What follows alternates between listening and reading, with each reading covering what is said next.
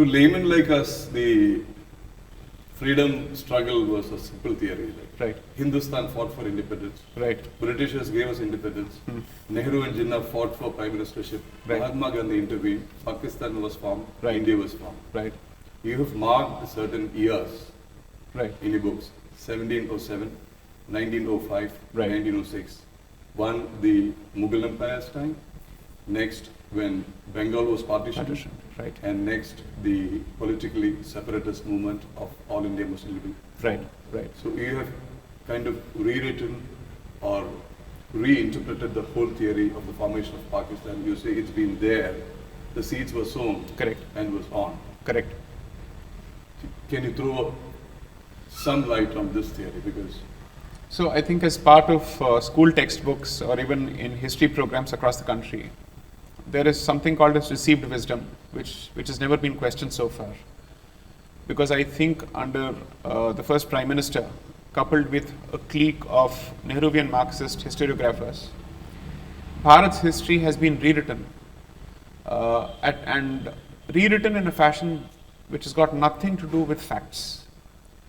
There was a predetermined agenda, and facts were selectively presented and sometimes even distorted fully to meet that political as well as cultural narrative. I don't know what the intentions were, but the consequences were certainly bad for Bharat, and certainly terrible and catastrophic for Hindus in particular. I wanted to understand when Travancore has a specific deity, the Raja has a specific deity, Cochin has a specific deity, Mewar has a specific deity, then the Gajapati of Odisha has a specific deity, Chamundeshwari is the titular deity of Mysore. How is it that all these princely states with a very clear religious character went on to become a secular Bharat? When the units are not secular, how does the whole become secular? That was the question that I had to ask myself.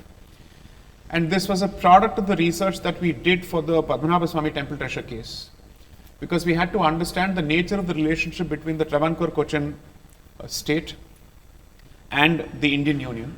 We had to understand the documents and how the Travancore family fought for preservation of its rights with respect to the Padmanabha Swami temple, not because of the money or anything else, but because there is a traditional customary connection between the temple and the family. And of course, you know the controversy that happened surrounding the family and the temple, unfortunately. So when we went through the research, we felt that there is a fantastic story to be told. And a lot of people had already started asking me to write a book by then, because I had certain experience before the constitutional courts of this country, particularly in matters of civilizational importance. So the idea was to understand what is the relationship between the Bharatiya civilization and the Bharatiya Samvidhan or the constitution. Do they share a friendly relationship or are they pitted against each other? The lockdown gave me an opportunity to take a small break because of the lockdown. I think we had about 3 to 4 months. That gave me an opportunity to read up a lot more.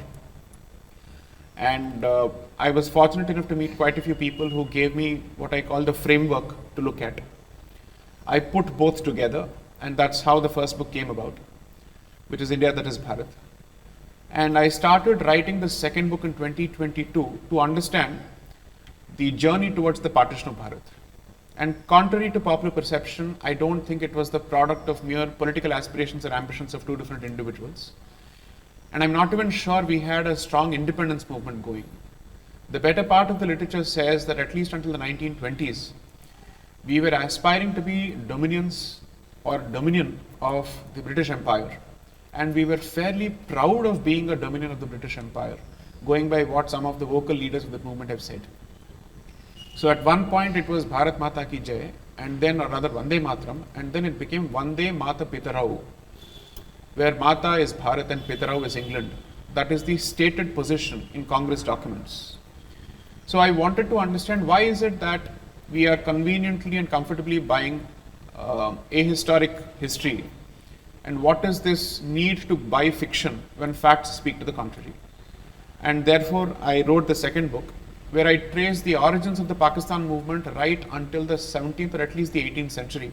That is immediately after the fall of the Mughal Empire, after the death of Aurangzeb in 1707, saying when political Islam fell, religious Islam stood up and decided to re-energize the Muslim population of the subcontinent, of the Indian subcontinent, and how it gradually but certainly and surely led towards the direction of Pakistan was something that I wanted to show.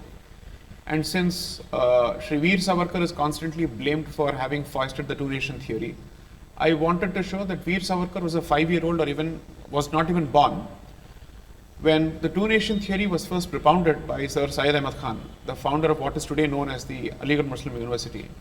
Previously it was called the Mohammedan Anglo-Oriental College. Let's call it the Mao College. Okay. So these aspects I wanted to bring to the public. And fortunately, by the time of the launch of the first book in 2021 and the launch of the second book in August 2022, there was a fair bit of audience that was willing to consume the content that I had put out through lectures and other engagements. And I'm happy that ultimately they decided to support both the books. And the books together have sold over 2.5 lakh copies in the last 2 years, and worldwide as well. It has even been ranked #1 in the constitutional category on Kindle in the US, not even in Bharat. So this shows more than anything else that the audience is hungry for content which shows history in correct light.